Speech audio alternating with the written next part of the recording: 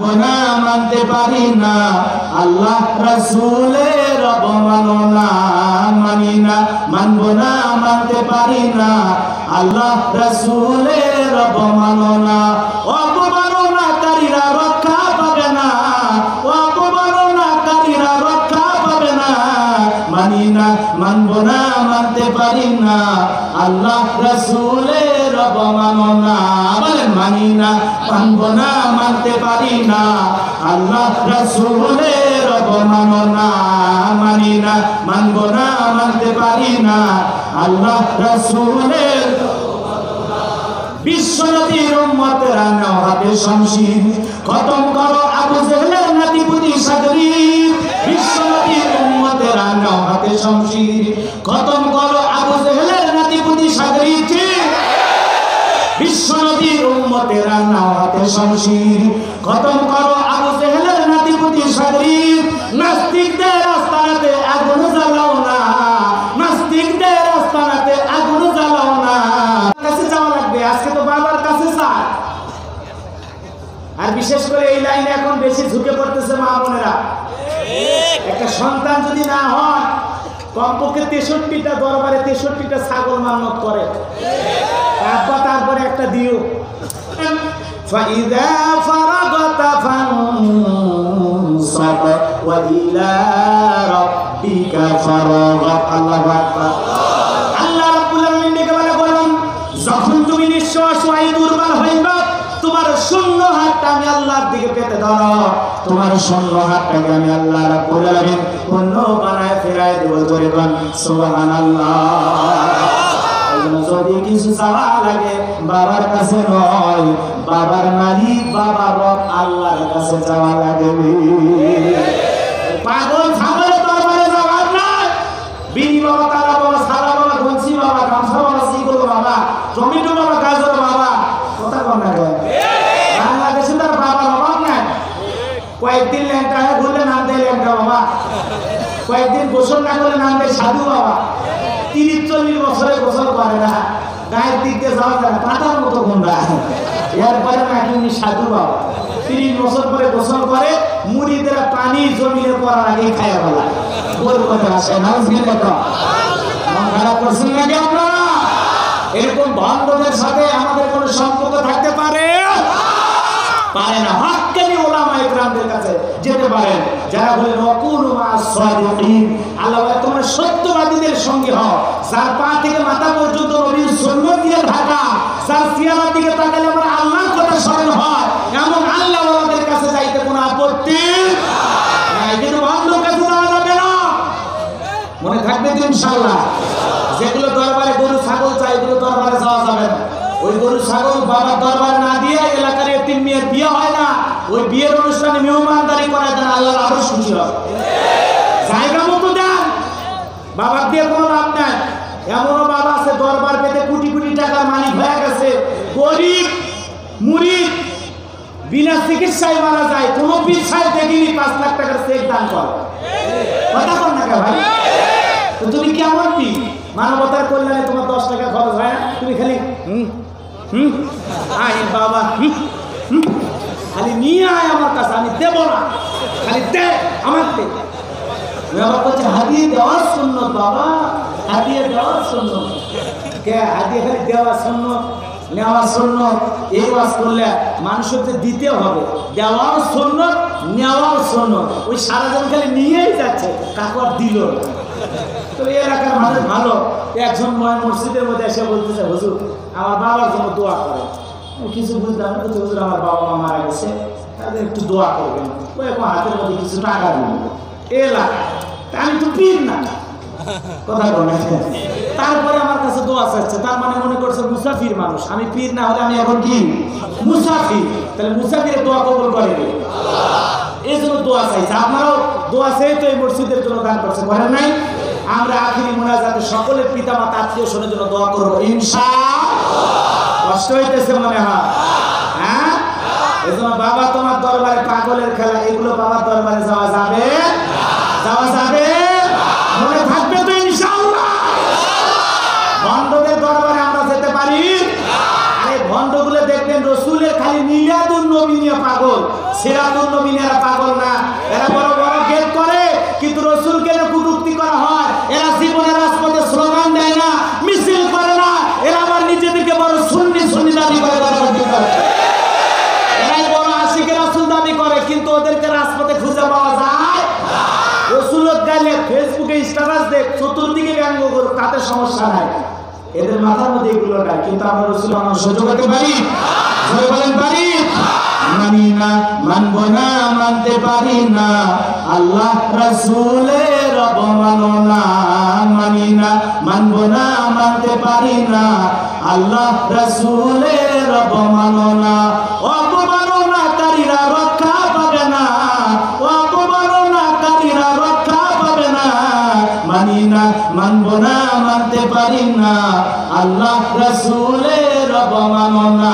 বলেন মানি না, মানবো না, মানতে পারি না, আল্লাহ রাসূলের অবমাননা।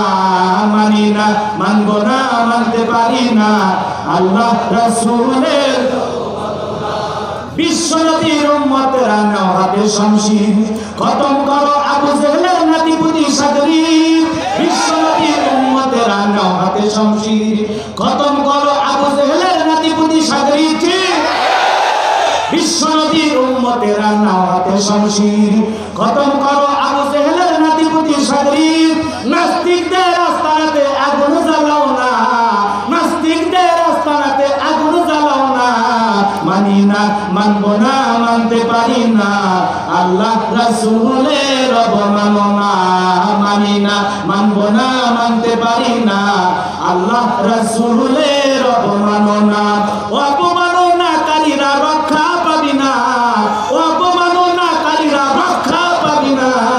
মানি না, মানবো না, মানতে পারি না, আল্লাহ রাসূলের অবমাননা। কথা ঠিক? মন খারাপ করছে? এইবার এই কথাগুলো আমাদের বলা লাগবে, তাছাড়া কিন্তু বেঈমান সোজা হবে না। বাংলাদেশের মুসলমানেরা জেগে উঠেছে, নাস্তিকেরা লেজ গুটিয়ে পালিয়ে যাবে। আমরা যদি একবার জেগে উঠি, মুসলমান যদি একবার জাগে, তাহলে দুই চারটা নাস্তিক যে উল্টোপাল্টা কথা বলে, উল্টোপাল্টা স্ট্যাটাস দেয়, দুই চারটা মশাল মিছিলে কয় হেফাজতে ইসলাম মেড ইন পাকিস্তান, আর জন্মের দোষ। যারা হেফাজতে ইসলামকে পাকিস্তান বলে, এ দেশ আমাদের বাপ দাদার, আমরা উড়ে এসে জুড়ে বসে নাই। 5জন 7জন মশাল মিছিল করে বুঝাইও না, আমাদের ওই মশাল মিছিলের আগুনের চাইতে আমাদের কলিজার বুকের আগুন কিন্তু বেশি। একবার জ্বলে উঠলে 2-4টা নাস্তিক পুরো ছাই হয়ে যাবে, খুঁজে পাওয়া যাবে না, খুঁজে পাওয়া যাবে না। সাবধান হয়ে যাও। কথা কম আলেম ওলামা এক জায়গায় হয়েছে, মাঠে নামছে, এটা অনেকে সহ্য করে না। এত হুজুর এক জায়গায় মিছিল, এত হুজুর। আহমদ শফি মারা গেল, জানাজায় গেল, জুবাইর আহমেদ আনসারী হুজুর মারা গেল, ব্রাহ্মণবাড়িয়ায় তো মানে জেলা প্রশাসক সহ এসপি ডিসি যা আছে সবগুলো মানে এলাকা থেকে ট্রান্সফার করে দিল। যে কেন এত বড় জানাজা হলো? কথা কম। এত করোনার মধ্যে, মহামারীর মধ্যে লক্ষ লক্ষ মানুষ জানাজাতে উপস্থিত হয়ে এখনো আল্লাহর রহমতে সুস্থ আছে। এই যে হাজার হাজার মানুষ আজকে কোরআনের কথা শুনতেছে, আল্লাহর রহমতে, আল্লাহ কোরআন যদি সত্য হয়, আমরা যদি মুমিন মুসলমান হয়ে থাকি, আল্লাহ রাব্বুল আলামিন আমাদেরকে আযাব গজবে ধ্বংস করবেন না। উম্মতে মুহাম্মাদীকে আল্লাহ আযাব গজবে ধ্বংস করবেন করবেন এই বিশ্বাস আমাদের আছে না? না। এই জন্য এই যে আমরা এক জায়গায় বসেছি, মনে করেন না যে সবাই আজকে করোনা, কালকে গাজীপুরে 50,000 ধরা পড়বে, এরকম মনে করেন না। আর করোনার এখন তাহলে কিছুই বোঝা যাচ্ছে না, যেহেতু দেশে ভুয়া রিপোর্ট জানিয়ে সাহেবের জন্ম হয়েছে। কোনটা সঠিক? এই জ্বর সর্দি কাজ তো আগেই ছিল। এখন বিশ্বের যে জালেম বেঈমানরা আছে, ওরা না জানি ষড়যন্ত্র করে করোনা করোনা করতে করতে এমন আতঙ্ক ঢুকে দিছে, পৃথিবীর অর্থনীতি যেন ধ্বংস হয়ে যায়। এটা জালেমদের ষড়যন্ত্র হতে পারে। আমরা সেই ফাঁদে পা দিয়েছি। আলহামদুলিল্লাহ, অন্য অন্য দেশের তুলনায় বাংলাদেশে আমরা অনেক ভালো আছি। কারণ হলো এদেশের মানুষ ইসলাম প্রিয়, এদেশের মানুষ আল্লাহকে ভালোবাসে, এদেশের মানুষ তাহাজ্জুদে লক্ষ লক্ষ হাফেজে কোরআন ওলামায়ে ইকরাম তাহাজ্জুদের সময় উঠে এই জিহ্বা দিয়ে আল্লাহর কোরআন তিলাওয়াত করে। এদেশের অনেক হক্কানি ওলামায়ে ইকরাম তাহাজ্জুদের সালাতে যায় না, ছেড়ে দিয়ে কাজ। এই জন্য এদেশের সবচাইতে বেশি মসজিদ আয়তন অল্প হিসাবে আলহামদুলিল্লাহ। এই জন্য এদেশকে ভালোবাসেন কে? আমরা বিশ্বাস করি কথা আমার ঠিক না লাগে। এই জন্য লক্ষ লক্ষ মানুষ আজকে ওয়াজ মাহফিলে উপস্থিত হচ্ছে, হাজার হাজার মানুষ উপস্থিত হচ্ছে আলহামদুলিল্লাহ। তারপরে আমরা সুস্থ আছি। এটা আমার সাথে মুসাফা করছে আর এখানে আসার পরে 2-4 হাজার মানুষ, এরপরে আমি আলহামদুলিল্লাহ সুস্থ আছি। আর অনেকে তো হাতের ভিতরে হ্যান্ড গ্লাস কত কি প্রোটেকশন লাগার পরে এসি ঘরে থাকেও যখন আসবি ওলে কি ওলে হ্যান্ড স্যানিটাইজার আর ইটে উঠে দিয়ে আর 7টা সাবান দিয়ে 20 সেকেন্ড পরিষ্কার করুন।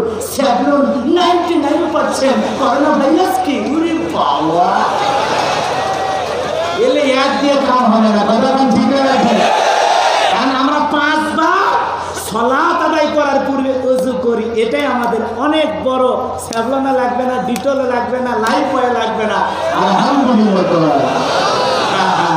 তাই বলে যে আমি স্বাস্থ্যবিধির বিরুদ্ধে কথা বলছি এমনটা নয়, ভুল বুঝেন না, অপপ্রচার করেন না। স্বাস্থ্যবিধি মানা লাগবে, আলহামদুলিল্লাহ। যত সচেতনতা ভাবে চলবো, যত সচেতন হব, যত পরিষ্কার পরিচ্ছন্ন থাকবো, নিজের জন্য ভালো কথা কম। তাই বলে এর কারণে যে হায়াত বাড়বে এরকম মনে করেন না। করোনা দিয়ে যদি আল্লাহ মারতে চায়, অনেক বড় বড় ব্যক্তিরাও বিদায় নিয়েছে, হয়তো তারা বেরি হয়নি কথা কম। এজন্য অনেক কথা আছে বাজার, ওই দিকে না যায়, অল্প কথাই বুঝে নেবেন। জ্ঞানী লোকের জন্য ইশারায় যথেষ্ট কথা বলেন ঠিক না? আমার ভাইরা যে কথা বলতে চাচ্ছিলাম, আল্লাহর প্রতি বিশ্বাস রাখা লাগবে। কারণ জীবন মৃত্যু সৃষ্টি করার মালিক আল্লাহ রাব্বুল আলামিন বলেন, আল্লাযী খালাকাল মাউতা ওয়াল হায়াতা লিয়াবলুয়াকুম আইয়ুকুম আহসানু আমালা ওয়া হুয়াল আজিজুল গফুর। যিনি সৃষ্টি করেছেন মৃত্যু আর জীবন, আল্লাহ রাব্বুল আলামিন মৃত্যু আর জীবন সৃষ্টি করেছেন।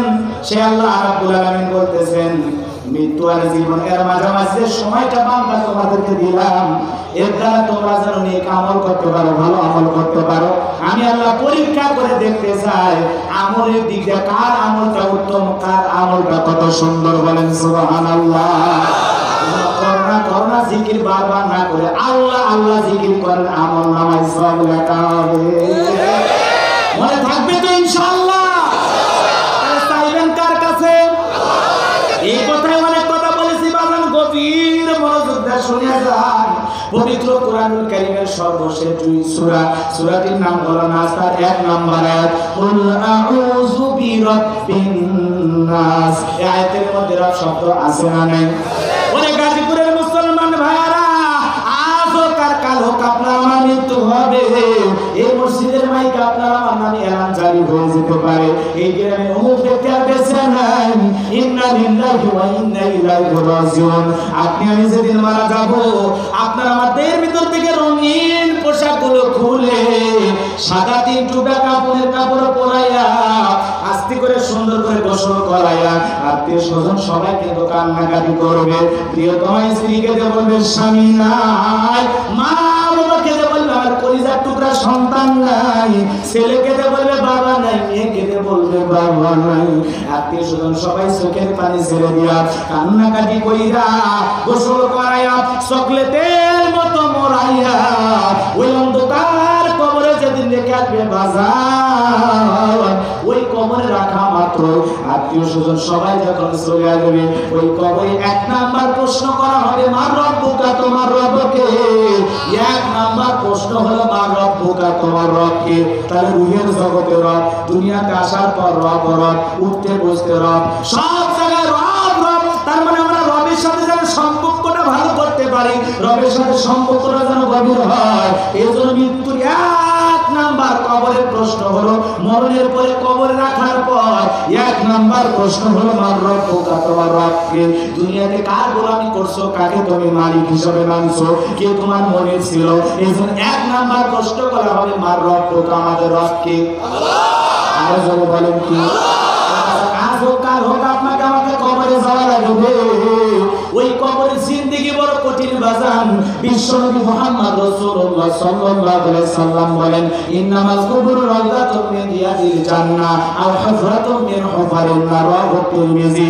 নবীজি ডেকে বলেন যে ব্যক্তির আমল ভালো মৃত্যুর সঙ্গে সঙ্গে আল্লাহ রাব্বুল আলামিন তার কবরটাকে জান্নাতের বাগান বানায়া দিবেন, আর যে ব্যক্তির আমল খারাপ তার কবরটা হবে জাহান্নামের আগুনের গর্ত। জোরে কোন নাউযুবিল্লাহ। ওই জাহান্নামের আগুনের গর্ত কত গভীর বাজান, কত গভীর আপনি আমি জানি না। বিশ্বনবী মুহাম্মদ রাসূলুল্লাহ সাল্লাল্লাহু আলাইহি সাল্লামের জায়গায় বসা ছিলেন, জিবরাইল এসে বলে নবী গো এই মুহূর্তে একটা আওয়াজ হলো, আপনি কি শুনতে পাইলেন? নবীজি বলে জিবরাইল এই মুহূর্তে একটা আওয়াজ হলো, আপনি শুনতে পাইলাম? আমি শুনতে পাইলাম। দেখে বলে নবী গো এই আওয়াজটা হলো আজ থেকে 70 বছর আগে আল্লাহ রাব্বুল আলামিন জাহান্নামের গর্তের মুখে একটা পাথর ছেড়ে দিয়েছে। 70 বছর পর এই মাত্র জাহান্নামের তলদেশে গিয়ে পাথরটা পৌঁছাইল। ও গাজীপুরের মুসলমান ভাইরা, তাহলে জাহান্নামের গর্তের মুখে যদি একটা পাথর ছেড়ে দিলে সেই পাথরটা নিচে পড়তে 70 বছর সময় লাগে। আল্লাহ না করুক, আল্লাহ না করুক, যদি আপনার আমার গুনাহের কারণে আল্লাহ যদি বেজার হইয়া আপনার আমার বদ আমলের কারণে গুনাহের কারণে একবার যদি ওই জাহান্নামের গর্তের মুখে আপনাকে আমাকে ফেলে দেয়, আপনার আমার বাঁচার কিন্তু কোনো উপায় নাই। সেই জাহান্নামের গর্তের ভিতরে আগুন ছাড়া কিছু থাকবে না। কথা কম লাগে বাঁচা। সেই জাহান্নামকে আল্লাহ রাব্বুল আলামিন হাজার হাজার বছর জ্বালাইয়া, জাহান্নামের আগুনের কালার ছিল লাল বর্ণ, আবার হাজার হাজার বছর জ্বালাইয়া জাহান্নামের আগুনের কালার হয়ে গেছে শ্বেত বর্ণ, আবার হাজার হাজার বছর জ্বালাইয়া জাহান্নামের আগুনের কালার হয়ে গেছে কৃষ্ণ বর্ণ, তার মানে অন্ধকার রাত্রির মতো কালো। ওই জাহান্নামের আগুনকে আল্লাহ 3000 বছর জ্বালাইছে বাজান। এই দুনিয়ার আগুনের চাইতে জাহান্নামের আগুনের পাওয়ার হলো 70 গুণ বেশি। এই দুনিয়ার সামান্য আগুন, আপনারা দেখেছেন ঢাকা শহরে সব গাজীপুরের বিভিন্ন এলাকায় আগুন লেগেছিল বাজান। 8তলা 10তলা বিল্ডিং থেকে মানুষ লাফাইয়া নিচে পড়ছে বাঁচার জন্য। আবার আপনারা দেখেছেন ওই নারায়ণগঞ্জে মসজিদের এসে বিস্ফোরণ হইয়া অধিকাংশ মানুষের যখন গলার শ্বাস খালি পুড়িয়ে গেছে, ওই মানুষগুলো বাঁচলো না। আল্লাহর বান্দারা শহীদ হয়ে দুনিয়ার থেকে বিদায় নিয়ে চলে গেল। আগুনে যে ব্যক্তির হাত পুড়েছে, পা পুড়েছে, যার দেহ আগুনের ভিতরে পুড়েছে, সেই জানে আগুনে পোড়ার যন্ত্রণা কত কঠিন, কত ভয়াবহ। কথা বলেন না কেন? গভীর মনোযোগটা শুনে যান, দিলের কানটা নামায়া দেন, ভালো করে কথাগুলো শুনে যান, হৃদয়ের কানটা খাড়া করেন। ওরে মুসলমানেরা, রাগ করেন। হে তরুণ যুবক, তোমাদের জন্য আমি কথা বলবো। পর্দার মা বোনেরা যারা বসে আছে মনে করেন না তাদের জন্য আলোচনা করব না, অবশ্যই তাদের জন্য আজ বেশি করা দরকার। কারণ ওনারা বর্তমান রানিং এ দেশের সরকার, সব জায়গায় কিন্তু ক্ষমতা দখল তাদের। আমরা বাড়ির ভিতরে শান্তিতে নাই, বাইরেও শান্তিতে নাই, সব জায়গায় পারিবারিক ওদের আছে না নাই। এজন্য মা বোনদের স্পেশাল কিছু আলোচনা হবে, কিন্তু ওঠা বসা করা যাবে না। ওয়াজ হচ্ছে কবরের জাহান্নামের উইটা যারা আপনি কই তো চোখে কথা না বেহেশতে যাচ্ছেন নাকি আপনারা উঠে উঠে জান কই কবরের ওয়াজ হচ্ছে, জাহান্নামের ওয়াজ কেমন শুরু করলাম। একটু বসেন, দিলটা দিয়ে শোনেন যে হুজুর কি বলতে চায়। শোনার দরকার আছে না? ওয়াজ তো একই কোরআনের ওয়াজ, অনেক শুনছে এই একই ওয়াজ। সেই জন্মের থেকে শুরু করে সব জায়গায় আপনারা ঈসা নবীর ওয়াজ শোনেন, মুসা নবীর ওয়াজ শোনেন, বিশ্ব নবীর ওয়াজ শোনেন। এই যে আমার পূর্বে সবাই এখানে বিশ্ব নবীর ওয়াজ করলেন, আমিও যদি আবার এই একই আলোচনা করি তারপরে মজা আছে না? নাকি বিরক্ত লাগে? কোরআনের কথা শুনতে কি বিরক্ত লাগে? নবীদের জীবনী শুনতে বিরক্ত লাগে? জান্নাত জাহান্নামের কথা শুনতে বিরক্ত লাগে? লাগে। আর যদি বিরক্ত লাগে কোরআন হাদিসের কথা শুনতে, তাহলে বুঝবেন অন্তর পয়সা গেছে। ওই অন্তরের ভালো কথা নিচ্ছে না, ক্যান্সার শেষ, আপনি শেষ। কথা বলবেন এজন্য বাজান বাবা যে কথা বলতে চাচ্ছেন একটু দিলের কানটা লাগান, খরগোশের মতো কানগুলো খাড়া করে শোনেন। এ তরুণ যুবক ভাইরা রে, যে কথা বলতে চাচ্ছেন গভীর মনোযোগ দিয়ে শোনেন। তাহলে যে জাহান্নামের আগুন দুনিয়ার আগুনের চাইতে 70 গুণ বেশি। কথা বল না কেন? দুনিয়ার এই আগুনে আপনি 10 মিনিট থাকবেন, আপনাকে 1 লাখ টাকা দেওয়া রাজি আছেন? হাত তোলেন। আছেন? 10 মিনিট আগুনে থাকার পরে টাকা নেওয়ার মতো রূপ থাকবে, জীবন থাকবে। তাহলে দুনিয়ার আগুনে আপনি 10 মিনিট থাকতে চান না বাজান। এজন্য মাঝে মাঝে আল্লাহওয়ালা হতে গেলে নেক পরিষ্কার হতে গেলে মাঝে মাঝে আগুন দিয়ে নিজের ঈমানটাকে পরীক্ষা করা লাগবে। কথা কোন ঠিক না ঠিক? ইব্রাহিমের মতো যদি ঈমান হয়, ইব্রাহিম আলাইহিস সালামের মতো যদি আত্মবিশ্বাস আল্লাহর প্রতি থাকে, যে ইব্রাহিম আল্লাহর ভালোবাসায় পরীক্ষা আগুনের ভিতরে দিতেও রাজি, কিন্তু আগুনে পড়লো, আগুন পোড়াইতে পারছে আগুন কথা শুনে কার? আগুনের ভিতরে আছে কিন্তু আগুন গায়ে লাগে না। এজন্য বাজান আমার আল্লাহ ওয়ালা হতে গেলে, নেককার আল্লাহর বান্দা হতে গেলে এই দুনিয়ার আগুন থেকে চোখের পানি ছেড়ে দিয়ে কাঁদা লাগবে। মাঝে মাঝে আগুনের তাপটা নেওয়ার চেষ্টা করা লাগবে। মনে করা লাগবে এই আগুনের তাপ যদি আপনার আমার সহ্য না হয়, তাহলে জাহান্নামের আগুন আমি কেমনে সহ্য করব? আল্লাহর বান্দির নামটা রাবিয়া বলছি, রাতের বেলায় মোমবাতি জ্বালাইয়া মোমবাতির আগুনের ভিতরে আঙ্গুলটা ঢুকাইছে।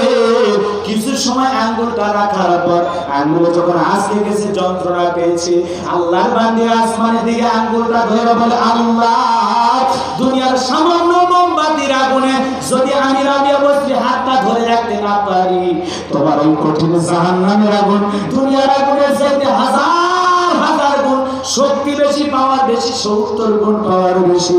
ওই জাহান্নামের আগুন যদি তোমার এই বান্দির গায়ে লাগে, আমি রাবিয়া বসরি ওই আগুন সহ্য করতে পারবো না। এজন্য আল্লাহর বান্দি এতটাই আল্লাহর ইবাদতে পাগল হয়ে গেছে, এতটাই দুনিয়ার থেকে সব কিছু ভুলা আল্লাহর প্রেমে পাগল হয়ে গেছে। এজন্য আল্লাহর বান্দির কথা এখনো লেখা আছে না নাই?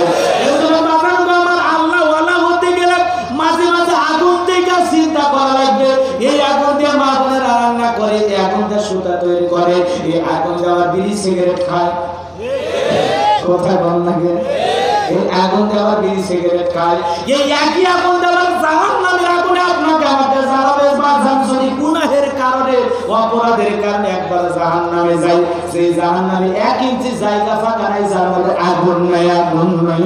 বিশ্বনবী মুহাম্মদ রাসূলুল্লাহ সাল্লাল্লাহু আলাইহি সাল্লাম বলেছেন, বাজান গো আমার জাহান্নামের 1 ইঞ্চি জায়গা ফাঁকা নাই যার মধ্যে আগুন নাই, আগুন নাই। পুরোটা জাহান্নাম শুধু আগুন আর আগুন, আগুন আর আগুন। বাজান গো আমার ওই জাহান্নামের আগুনে মানুষগুলো জ্বলতে জ্বলতে পুড়তে পুড়তে সেই সিহারের ভিতরে দামি সাবান লাগাইলেন, দামি কসমেটিক ব্যবহার করলেন, দামি শ্যাম্পু ব্যবহার করলেন, দামি সাবান ব্যবহার করলেন, অনেক কিছু দিয়া এই দেহটাকে সুন্দর রাখার চেষ্টা করলাম, চাকচিক্য রাখার চেষ্টা করলাম। এই সুন্দর দেহটা যখন জাহান্নামের আগুনে জ্বলবে তখন সুন্দর থাকবে না, এই দেহটা হয়ে যাবে কয়লার মতো কালো। এক একজন মানুষ জাহান্নামের আগুনে জ্বলবে। আল্লাহ রাব্বুল আলামিন বলেন, ইয়াউমা তুকাল্লাবু ওয়াজুহুহুম ফিন্নার। ওই জাহান্নামের আগুনে মানুষ জ্বলবে আর পড়বে, জাহান্নামের আগুনে মানুষ জ্বলবে পড়বে, জ্বলতে জ্বলতে ইয়াউমা তুকাল্লাবু ওয়াজুহুহুম ফিন্নার। সেদিন মানুষের চেহারাগুলো জাহান্নামের আগুনে উলটপালট করে পুড়িয়ে ফেলা হবে। ওই জাহান্নামের আগুনে মানুষের চেহারা যখন উলটপালট করে পুড়িয়ে ফেলা হবে বাজান, ওই জাহান্নামের আগুনে মানুষ জ্বলতে জ্বলতে জ্বলতে জ্বলতে চেহারা হয়ে যাবে কয়লার মতো কালো। তখন ওই মানুষগুলো আল্লাহ রাব্বুল আলামিনের কাছে খাবার চাইবে, খাবার চাইবে, খাবার চাইবে। জাহান্নামীদের ক্ষুধা আছে না নাই? আরো জোরে কোন আছে না নাই? জাহান্নামীদের ক্ষুধার যন্ত্রণায় জাহান্নামীরা যখন আল্লাহ রাব্বুল আলামিনের কাছে খাবার চাইবে বাজান, বারবার আল্লাহকে ডেকে বলে, আল্লাহ খাবার দাও, খাবার দাও, খাবার দাও। আল্লাহ রাব্বুল আলামিন তখন জাহান্নামের ফেরেশতাদেরকে বলবে, আমার জাহান্নামী বান্দাদের খাবার খাইতে দাও। বাজান গো আমার এই জাহান্নাম বড় কঠিন জায়গা। আল্লাহ রাব্বুল আলামিন বলেছেন, ইন্না জাহান্নামা কানাত মিরসাদা। নিশ্চয় জাহান্নাম ওত পেতে রয়েছে। জাহান্নাম একটা ফাঁদের নাম। এই জাহান্নাম বেঈমান অবাধ্য আল্লাহর বান্দাদেরকে ধরার জন্য ফাঁদ পেতে রয়েছে, ওত পেতে রয়েছে জাহান্নাম। কথাকে বোঝা গেল বাজার নাকি? মন খারাপ করতেছেন আপনারা? জাহান্নাম বেঈমানদেরকে ধরার জন্য ওত পেতে রয়েছে বাজান গো আমার। ওই জাহান্নামীরা যখন আল্লাহর কাছে ডেকে বলবে, আল্লাহ খাবার দাও, খাবার দাও, তখন কি মনে করছেন তাদেরকে ভিআইপি খাবার দেবে? কথা কন না কে বাজান? ভিআইপি খাবার দেবে। আল্লাহ রাব্বুল আলামিন বলেন, লা ইয়াযুকুনা ফিহা বারদান ওয়ালা শারাবা। ওই জাহান্নামের ভিতরে এমন কোন ঠান্ডা পানির ব্যবস্থা নাই, যেই পানিটা খায় জাহান্নামী তাদের তৃষ্ণা মিটাইতে পারবে, তাদের জন্য কোনো ঠান্ডা পানি, সুন্দর পানি, ভিআইপি মিনারেল ওয়াটারের কোনো ব্যবস্থা থাকবে না। কেমন পানির ব্যবস্থা থাকবে, কেমন খাবারের ব্যবস্থা থাকবে, আল্লাহ রাব্বুল আলামিন সূরা সফাতের ভিতরে বলেছেন তাদের জন্য এমন কাঁটাযুক্ত ফল থাকবে, যেই ফলটা জাহান্নামের নিচে চাষ করা হয়, যেই ফলের আবাদ হলো জাহান্নামের নিচে। কোন জায়গায়? জাহান্নামের নিচে ওই ফলগুলো কাঁটাযুক্ত ফল জাহান্নামীদেরকে হাতে দেওয়া হবে। ওই জাহান্নামীরা যখন কাঁটাযুক্ত ফল হাতে পাবে বাজার, ফলটা খাওয়া মাত্রই জাহান্নামীরা খাওয়া শুরু করবে। খাওয়া মাত্রই গলার মাঝামাঝি আটকে যাবে, এমন জোরে গলা নড়াচড়া করবে, ততই কাঁটাগুলো ফুটবে আর যন্ত্রণায় ছটফট করবে। আল্লাহর কাছে ডেকে বলবে, আল্লাহ এত বছর পর তোমার কাছে খাবার চাইলাম, জাহান্নামের যন্ত্রণা সহ্য করতে করতে অতিষ্ঠ হয়ে তোমার কাছে যন্ত্রণায় ক্ষুধায় একটু খাবার চাইলাম, আল্লাহ একটু খাবার দাও, খাবার দাও। এমন কাঁটাযুক্ত ফল দিলে মাওলা গলার মাঝামাঝি আটকে গেল, ভিতরেও যায় না, বাহিরেও আসে না। জাহান্নামীরা যখন চোখের পানি ছেড়ে দিয়ে কাঁদবে, হঠাৎ তাদের দুনিয়ার কথা মনে পড়ে যাবে। গলায় কিছু আটকে গেলে পানি খাইলে ভালো হয়। তখন জাহান্নামীরা আল্লাহকে ডেকে বলবে, আল্লাহ পানি দাও, পানি দাও, পানি দাও। তখন তাদের জন্য ঠান্ডা ভিআইপি পানির ব্যবস্থা করা হবে না। কেমন পানি দেবে? আল্লাহ রাব্বুল আলামিন সূরা নাবার ভিতরে বলেন, ইল্লা হামিমাও ওয়া গাসসাকা। তাদেরকে উত্তপ্ত ফুটান্ত এমন গরম পানি দেবে, সেই পানিটা পুষ্পেদিত আর কিছুই নয়। তাহলে এমন উত্তপ্ত গরম পানি দেবে বাজার, ওই পানি গরম পানি, ওই ফুটান্ত পানি, ওই ভয়ঙ্কর গরম পানি যখন জাহান্নামীরা তৃষ্ণা মিটানোর জন্য পান করবে, ওই পানি খাওয়া মাত্র জাহান্নামীদের লাড়ি গুলিগুলো গলে গলে পুড়ে যাবে। জাহান্নামীরা যন্ত্রণায় ছটফট করবে, চিৎকার বাড়বে, চিৎকার বাড়বে। বাবা তাহলে জাহান্নামীরা খাবার খাইলে গলা আটকে যাবে, পানি খাইলে লাড়ি গুলিগুলো গলে গলে যাবে। বাজার সর্বনিম্ন জাহান্নামীদেরকে যদি শাস্তি দেওয়া হয়, আগুনের দুইটা আঙ্গার জাহান্নামীদের পায়ের তালুর নিচে রাখা হবে। ওই জাহান্নামীদের যখন পায়ের তালুর নিচে আগুনের আঙ্গার রাখা হবে বাজান, ওই আগুনের এত গরম, এত উত্তপ্ত, পুরো শরীরে কোথাও কিন্তু আগুন লাগবে না, খালি পায়ের তালের নিচে থাকবে। এই পায়ের নিচে থাকার কারণে ওই জাহান্নামীদের মাথার মগজগুলো টকবক করে গলে নাক মুখ দিয়ে হবে। তাহলে ওই জাহান্নামের আগুন থেকে বাঁচার জন্য আমাদের ভালো ভালো আমল করা দরকার আছে না? আরো জোরে বলেন, দরকার আছে না? জান্নাতীরা কিন্তু জাহান্নামীদেরকে বলবে, আনিল মুজরিমিনা মা সালাকাকুম ফি সাকর। হে জাহান্নামীরা, কোন অপরাধে, কি কারণে আজকে জাহান্নামের আগুনে জ্বলছো? কি ছিল দুনিয়ার জীবনে অপরাধ? তখন কিন্তু তারা তাদের অপরাধের কথা স্বীকার করবে। এজন্য দুনিয়াতে বেঁচে থাকা অবস্থায় বাজান নামাজ কাজা করা যাবে না, নামাজ কাজা করা যাবে না, এতিম মিসকিনদের খাইতে দিতে হবে, মানুষের সমালোচনা করা যাবে না। পরকালে যে আল্লাহ রাব্বুল আলামিন বিচার কায়েম করবে, সেই পরকালের প্রতি আমাদের বিশ্বাস থাকার দরকার আছে না নাই? বাড়িতে চলে যাবেন নাকি ওয়াজ শুনবেন? তাহলে জাহান্নামের আগুন থেকে বাঁচতে চান কারা কারা? দুহাত তুলে আমার আল্লাহকে দেখো। আল্লাহ, তোমার গোলামেরা জাহান্নামের আগুন থেকে বাঁচতে চায়, আসমান থেকে তাকায় দেখো মালিক। আল্লাহ, আমাদের সবাইকে তুমি জাহান্নামের আগুন থেকে মুক্তি দাও। জোরে বলেন আমিন। আরো জোরে বলেন আমিন। আরো জোরে বলেন আমিন। সবাই বলেন আল্লাহ আমাদের সবাইকে জাহান্নামের আগুন থেকে মুক্তি দাও। জোরে বলেন আমিন। আল্লাহ আমাদের সবাইকে জাহান্নামের আগুন থেকে মুক্তি দিও। জোরে বলেন আমিন। আপনারা কষ্ট পাইছেন বাগান, তাহলে কবরে রাখার পর এক নাম্বার প্রশ্ন হলো মা রব্বুকা, তোমার রব কে? তাহলে দুনিয়াতে সেই রবের গোলামি করা দরকার আছে না নাই? আল্লাহ রাব্বুল আলামিন বলেন, ইন্নাল্লাযীনা ক্বালু রাব্বুনাল্লাহু সুম্মা ইসতাকামু, নিশ্চয়ই যারা বলে আমি তাদের রব, এরপর এর উপর ইস্তেকামাত থাকে, অবিচল অটল থাকে, তাতানাজ্জালু আলাইহিমুল মালাইকা, তাদের জন্য আমি আল্লাহ পাক আসমান থেকে ফেরেশতা অবতীর্ণ করি, আর এই ফেরেশতা আসে 3 সময়। কয় সময়? আরো বলে বলেন কয় সময়? কোন কোন 3 সময় শুনবেন, একটু অপেক্ষা করেন। কিন্তু এই জায়গায় আমি একটা আলোচনা একটু আপনাদের সংক্ষিপ্ত সময় বুঝাই দেই, যদি কষ্ট মনে না হয়। বলবো এ সাসামে, ও সাসামে, ও সাসা, কই যান ভাই? আপনারা মানে বিরক্ত হয়েছেন না? আসলে রাত 12টার পরে কথা বলা মুশকিল। আমার ওয়াজ কিন্তু একটু কেবল শুরু করতেছি, যদি থাকে। কালকে তো মনে করেন কালকের মাহফিল বাতিল হয়েছে, এই জন্য আজকে একটু বেশি করে ওয়াজ করে যায়। কিন্তু ওটা বসা করলে দরকার নেই। মনে করেন না হুজুর মনে বিদায় এখন হবে, আমি বলে আগেই নিয়ে ফেলেছি, বিদায় নাই। একটাও মঞ্চে আর একটাও গাড়ি, চলে যাও গাড়ি। এই জন্য যদি মনে করেন থাকবেন থাকেন। যুবকদের কিছু স্পেশাল আলোচনা আমি করি বরাবর, আজকে করব, সময় দেওয়া লাগবে না।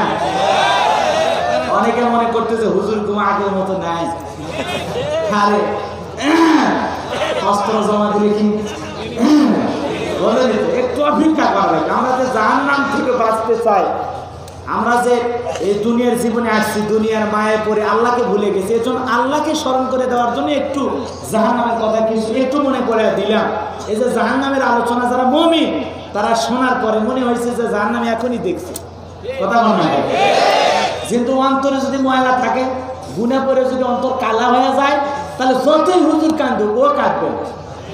কথা বলা হয়, হুজুর কাঁদুক, হুজুরের টাকা নেওয়া লাগবে, ওই জন্য কান্দিচ্ছে। আমার কি টাকার জন্য কান্দি? এই জন্য এরকম মনে করবেন না। আজকে অনেক বড় বড় হকের ওলামা ইকরাম চোখের পানি ছেড়ে দিয়ে কান্দে, কিন্তু আমি কাঁদতে পারি না। কারণ কি? কারণ আমার অন্তরটা মরে গেছে, গুনাহ দিয়ে এত মরিচিকে ধরছে, জঙ্গা পড়ছে, যে ভালো কথা শুনি ভালো লাগে। আল্লাহর ভয়ে 2 ফোঁটা চোখের পানি পড়ে না। বিশ্বনবী জিবরাইলকে এসে বিশ্বনবী, ভালো করে বোঝেন, জিবরাইল আলাইহিস সালাম এসে বিশ্বনবীকে বলতেছে, নবী গো, যে ব্যক্তি আল্লাহর ভয়ে, কার ভয়ে? কথা বলে না কেন? যে ব্যক্তি আল্লাহর ভয়ে 2 ফোঁটা চোখের পানি ফেলে দেয়, এই 2 ফোঁটা চোখের পানির এত দাম, এত দাম, ওই 2 ফোঁটা চোখের পানি জাহান্নামের আগুন নিভায় দিতে পারে। তাহলে কার ভয়ে আমরা কাঁদবো? কার ভয়ে কাঁদবেন তো ইনশাআল্লাহ। এই বাজারের জন্য জাহান্নামের আগুন থেকে বাঁচা লাগবে। তাহলে কবরে যাওয়ার পর 1 নাম্বার প্রশ্ন হলো, মার রব্বুকা, তোমার রব কে? দুনিয়াতে তোমার রব কে ছিল? কার গোলামি করছো? দুনিয়াতে আসার পর আমরা কিন্তু সবাই বলতেছি আমরা গোলাম কার? আল্লাহ। কিন্তু এখন যদি বলি তাহলে কিন্তু আপনারা বুঝবেন, কিন্তু আমি ওইভাবে বলবো না, আমি বলার মতো বলবো, জ্ঞানী যারা তারা বুঝবে। কথাকে বোঝেন না? কিছু আজ হবে প্যান্ডেলে, কিছু আজ হবে অ্যাঙ্গেলে। কথাকে বুঝতে পারছে? এইবার সরাসরি আলোচনায় চলে যাই। দুনিয়াতে কিন্তু অনেক মানুষ আল্লাহকে বাদ দিয়া অন্য মানুষকে রব ভাবে। আবার এমন মানুষ আছে আল্লাহকে রব তো মানে না, নিজেকে আবার রব বলে প্রতিষ্ঠিত করতে চায়। আছে না নাই? এমন একজন জালেম ছিল, নাম তার ফেরাউন। কি নাম? ফেরাউন। এই জালেম এত বড় জালেম ছিল, আল্লাহ কিন্তু অনেক মানুষকে জিরো থেকে হিরো বানায়। জিরো থেকে কি বানায়? অনেক গরিব মানুষকে আল্লাহ বড় লোক বানায়।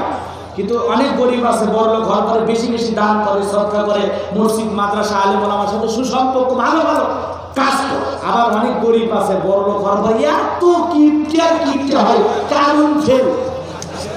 আছে না? মানে গরিব বড় লোক হইলে অনেক কথা থাকে না, যে ছোট লোকই ভাবটা থাকে এরকম। কিন্তু কথার মধ্যেও কিন্তু অনেক লোক বুঝে ফেলে দিয়েছে যে হুজুর কি বুঝাইতে চায়। একটু বুঝবেন, কারণ আপনারা রাজধানীর পাশের জেলায় হলো গাজীপুর, আর এলাকার মানুষের অন্তরে কোরআনের ভালোবাসা দিয়ে আল্লাহ করে ভরপুর। এজন্য আপনারা অনেক শিক্ষিত জ্ঞানী কোনো মানুষ এখানে বসে আছেন। বাজান সামান্য কিছু কথা আপনাদের সামনে তুলে ধরার চেষ্টা করব। আমার সময় আমি আধা ঘন্টা ওয়াজ করব।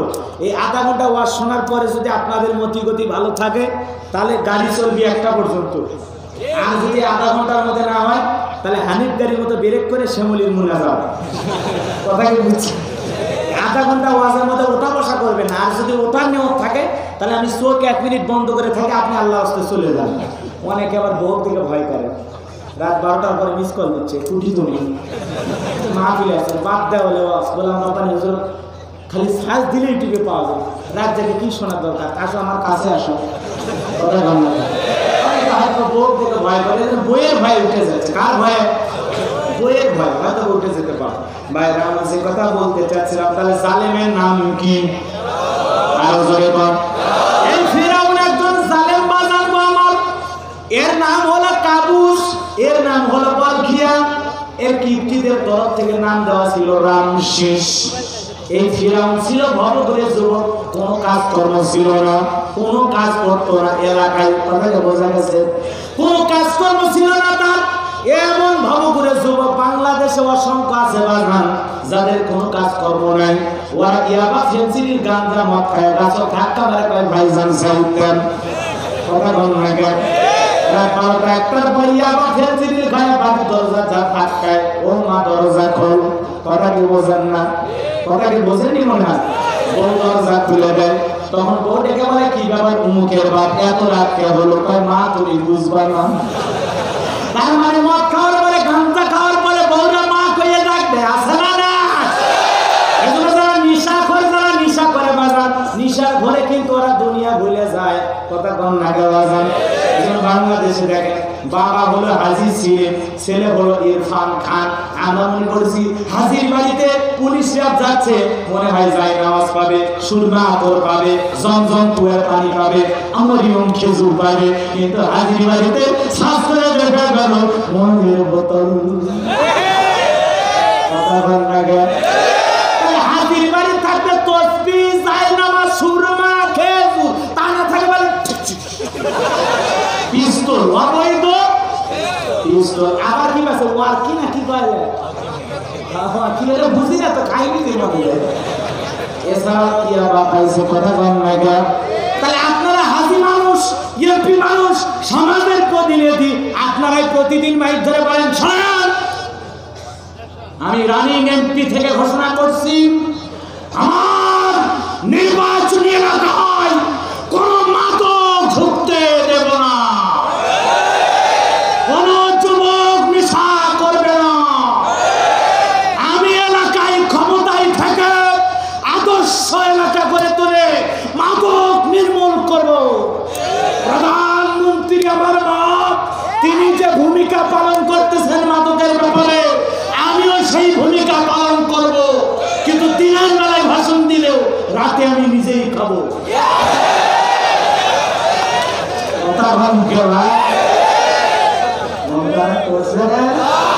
এরকম নেতা আছে, তাহলে নেতা যদি ইয়াবা খায়, ফেন্সিডিল খায়, জনগণের কি অবস্থা?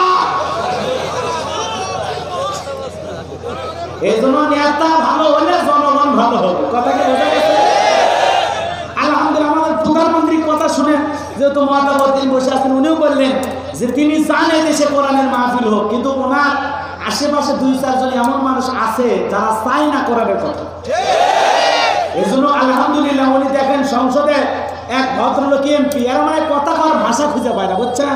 জনগণের দুঃখের কথা বলবে, এলাকার উন্নয়নের কথা বলবে, তা না বলতেছে মাননীয় প্রধানমন্ত্রী যুবকেরা সকালবেলা উঠে বউ খোঁজে, সন্তান খোঁজে, মা, আর কি বললো, আমি উঠে খুঁজি মোবাইল, আপনি কি খোঁজেন? আপনার কাছে জানতে চাই।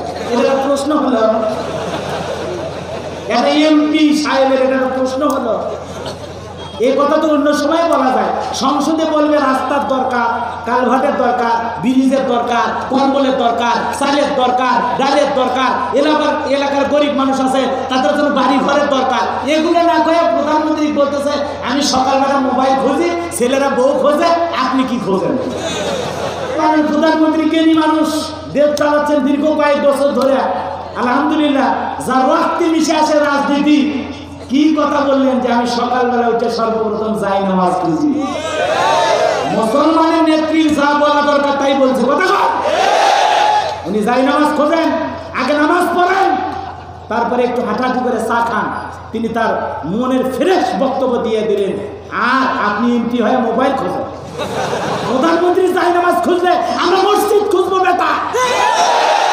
তুমি সকালবেলা মোবাইল খোঁজো না, যেখানে প্রধানমন্ত্রী জায় নামাজ খোঁজে আমরা মসজিদ খুঁজবো, কারণ আমরা পুরুষ, আমরা বাড়ির নামাজ না মসজিদে। কথা ঠিক আছে, এলাকায় দাওয়াতের দরকার নাই, সব কথা বলা হয়েছে। কথাকে বোঝা গেছে বাবা? তাহলে নেতা সকালবেলা মাদকের ওয়াজ করে রাতে খাবে, এটা চলবে না। বোঝা গেছে বাজার? খালি দেশের প্রধানমন্ত্রী নামাজ পড়লে হবে না, সংসদে যত এমপি আছে সবাইকে নামাজ পড়া লাগবে। এখানে আমি অনেকদিন আগে একটা গান গাইছিলাম, কি গান জানেন? এগুলো গান গাইলে আমার কষ্ট পাবেন আপনারা। আমি স্বপ্ন দেখি রাষ্ট্রপতির মুখে রাসূলের সুন্নতি দাড়ি, আমি স্বপ্ন দেখি। কথা কি বোঝা গেছে? এই গান গাইছিলাম, যাই হোক আজকে আমি ওইদিকে না যাই।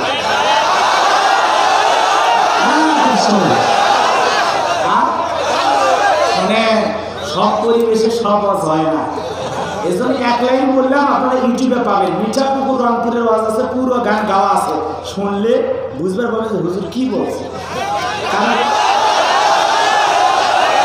আচ্ছা আচ্ছা, পরে পরে চেষ্টা করতেছি। ফেরাউনের কথা মনে আছে না? এর কোনো কাজ ছিল না, একবারে ভব করে যুবক কোনো কাজ করবো না, চিন্তা করলো এই দেশে কোনো কাজ নাই, আমি একটু মিশরে যাই। কোন দেশে? যেমন আমার দেশের ছেলেরা দেশে বেকার, এজন্য বেশিরভাগ ছেলেরা আমরা বিদেশে যাই। কথা বল না, ইনকাম করি, দেশের অর্থনীতির চাকা সচল থাকে। আলহামদুলিল্লাহ। আপনাদের দোয়ায় আমিও এখন মনে করেন ওই শ্রমিকদের মতো প্রবাসী বক্তা, আমিও দেশের বাইরে থেকে কিছু ইনকাম করে এই দেশে নিয়ে আসি। আলহামদুলিল্লাহ। এখন অনেকে বলতেছে হুজুরদের ওয়াজ বন্ধ করেন। বেটা, তুমি তো ওয়াজ বন্ধ করার পক্ষে স্লোগান সংসদে দাও, তুমি তো জীবনে বিদেশে যা 10 টাকা ইনকাম করো না, আর আমরা লাখ লাখ টাকা বিদেশ থেকে এই দেশে নিয়ে আসছি। খালি সংসদে বসে এসির হাওয়া খাইও না, উল্টা পাল্টা কথা বলো না।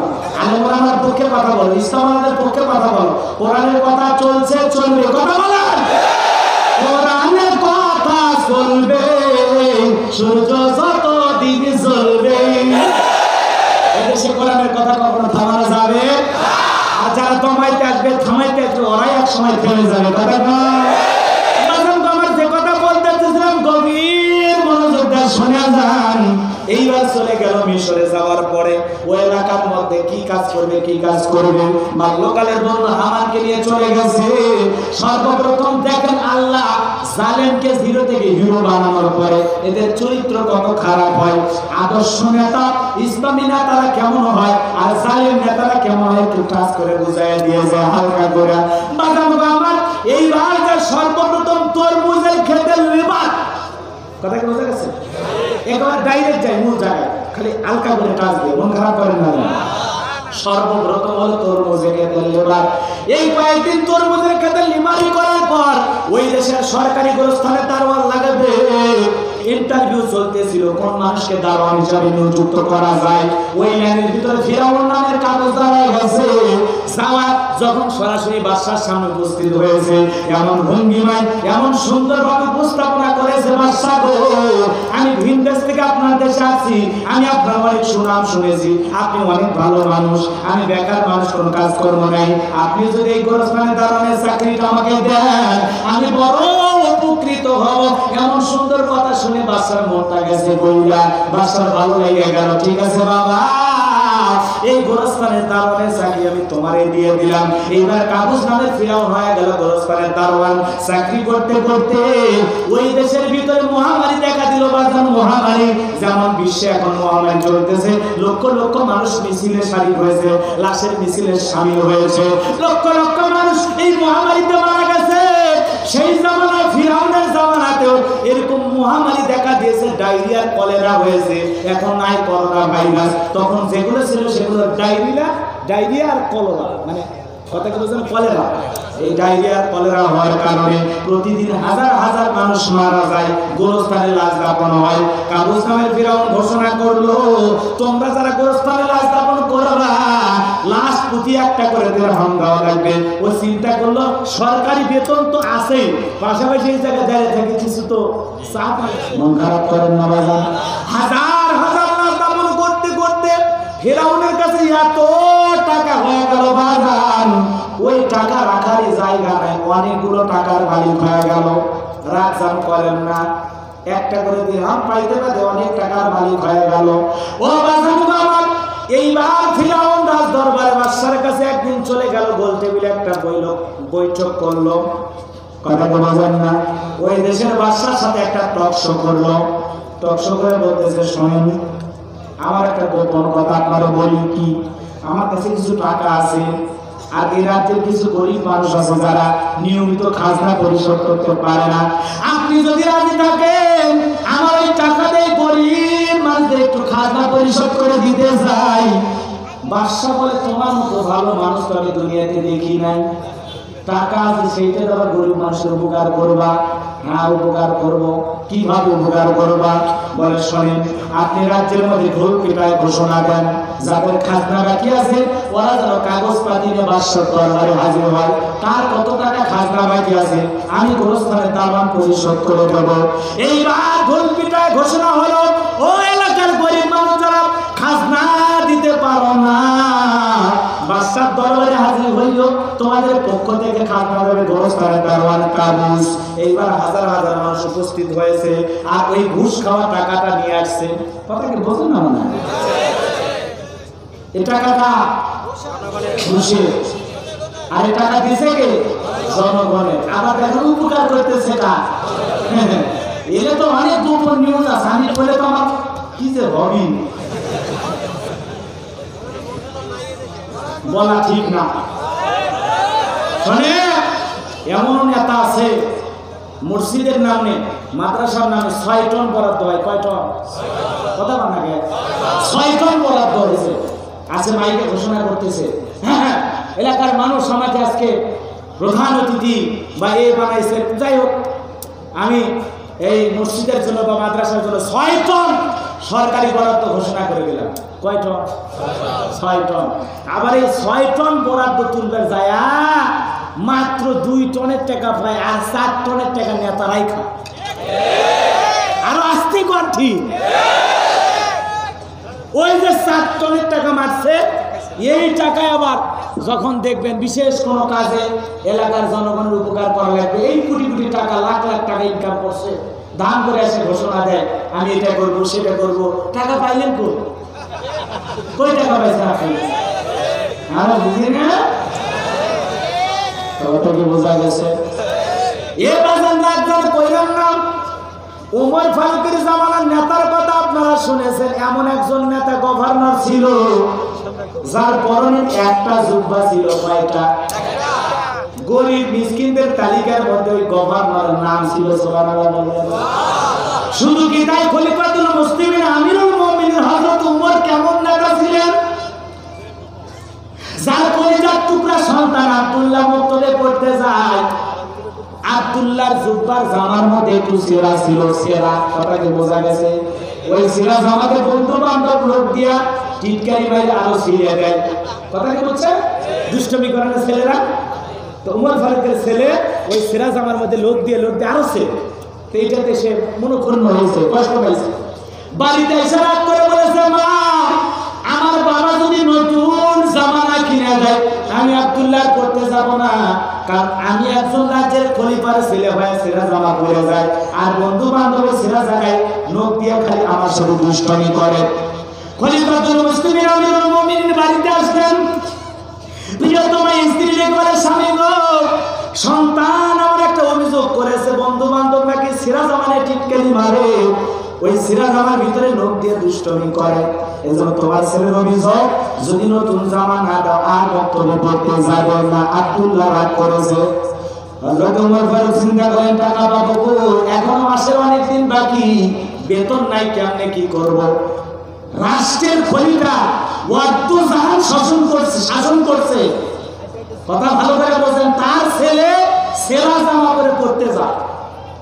আর আমাদের দেশে এক মেম্বার সাইকেল নেয়, ভ্যান নেয়, খালি মেম্বারে পাস করলে আর মেয়ে প্রাইভেট কারে চড়ে কলেজে যায়।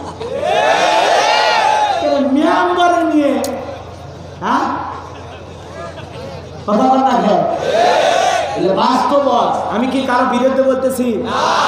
কোন দলের নাম নিছি? এলে বুঝা লাগবে, বাস্তবতা তুলে ধরতেছি। মরে তো যাব, এই ভিডিও অডিও থাকবে, শুনবেন আর আফসোস করবেন। এখনকার অনেক বড় বড় বক্তারা আছে, চোখ বন্ধ করে ওয়াজ, দুনিয়ার কোনো কথা নেই, খালি কবরের ওয়াজ আছে না নাই? দুনিয়া বুঝে তো কবরে যাওয়া লাগে, কথা কর না কেন? দুনিয়া ঠিক না করে খালি কবরে ভাঙা বলে হবে? মানুষ যেন নেতা নির্বাচন করলে সৎ নেতাকে ভোট দেয়, নামাজি ব্যক্তিকে ভোট দেয়, আল্লাহওয়ালাদেরকে নির্বাচিত করে, কথা কর, এটা বুঝার লাগবে না? তাছাড়া আমি হাত পাকা মার্কা দাঁড়াবো বা দাড়ি পাল্লা মার্কা দাঁড়াবো, ভোট পাবো 9টা, কার কার? আমার বইয়ের, আমার ছেলের, আমার মেয়ের, শেষ। এতগুলো মানুষ আমার শুনলে আমার ভক্ত ভালোবাসে, তো কই আমার ভোট কই গেল? না না, এলে হুজুর দিয়ে চলবি না তো। একটা এলাকা চালাইতে গেলে আসলে মানে লোক লাগবে, ক্ষমতাবান, যার দাম্ভিকতা, যার রাগ বেশি, যে বিচার করতে পারে, এমন একজন লোক তোলা লাগবে। হুজুর দিয়ে চলবি, নরম মানুষ, কোনো কথাই বলতে পারবি না। নরম মানুষ করলে দুর্নীতি হবে না, এতিমের মাল আত্মসাৎ করবে না, রাস্তার কোটি টাকা বরাদ্দ হবে। রাস্তার শোনেন কথাকে, যে কথা বলতে চাচ্ছি, এই মসজিদে লেনদেন হয় দান বক্সে 10,000 20,000 টাকা, এর দায়িত্ব হুজুরের দেয় না, মসজিদের সভাপতি সেক্রেটারি কেশিয়ারের দায়িত্ব নেয়। তাহলে একটা ইমামের পেছনে আপনি 5 ওয়াক্ত সালাত আদায় করতেছেন, একটা দান বক্সের 10,000 টাকার দায়িত্ব আমাদেরকে দেয় না। আমরা ইমাম, ওই 10,000 টাকার দায়িত্ব পাইলে আমরা 1 টাকা দিক সেদিক করবো না। তাহলে একটা ইমাম, তাকে 10,000 টাকা দায়িত্ব দিতে পারতেছেন না, যার পিছনে নামাজ পড়ার পরে। আর একজন বেনামাজি, নামাজ পড়ে না, কোরআন পড়ে না, পর্দা করে না, কোরআন সুন্নাহ বোঝে না, তারে আপনি রাষ্ট্রের এত বড় দায়িত্ব দিচ্ছেন, কোটি কোটি টাকা বরাদ্দ আসবে, ও মনে করছেন কাজ করে দেবে? ওই কোটি কোটি টাকা দিলে ওই লোক সামলাইতে পারবে? যা মনে চাই করবে, জনগণ মরে বাঁচে বাঁচুক, সরকার হয় ব্রিজে দেওয়ার কথা আর ঢুকে দেওয়া, যেটা বাস্তবতা, নিউজে প্রচার হয়েছে, দেখেন না?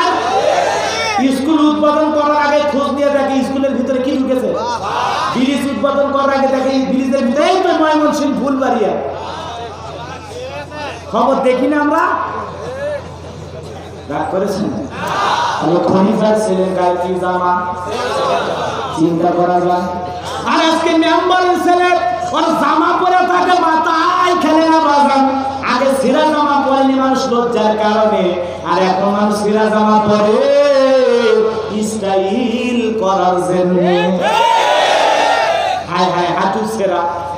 এখানে এক যুবক ধরে, কে বা মোটরসাইকেল চালাচ্ছে, তোমার কি হাঁটুর যে দুটো ছিঁড়ে গেছে, বাবা পড়ে গেছিলেন নাকি মোটরসাইকেল লাগে?